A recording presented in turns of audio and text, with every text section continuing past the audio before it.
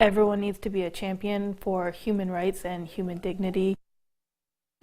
People are fired up to protest across the country days before President-elect Donald Trump is inaugurated. One of the biggest protests is planned for Trump's first day in office. It's the Women's March on Washington. 7 News reporter Aaron Rodgers found out people planning to march in the upstate have a message they want to send.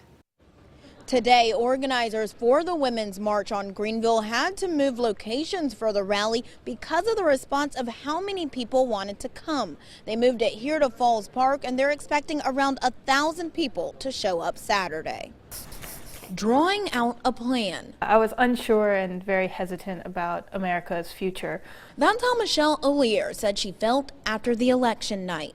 America is already great, and in order to continue being great, we really need to not just accept but embrace our diversity. So she and a friend decided to bring awareness to that message and plan a local women's march to coincide with the national one on Saturday. A lot of women's voices deserve to be heard here. The platform the president ran on was not very inclusive of all of our great communities. They spent the night making posters, preparing to listen to speakers from the Muslim, Jewish, Black, and LGBTQIA communities, just like the original March on Washington more than 50 years ago. But they want to make one thing clear. This is not an anti-Trump protest. We're not trying to make it to exclude any group. It's the opposite. The event that will bring hundreds to downtown is supposed to unify from the youngest to free. It's important to me because of my daughter.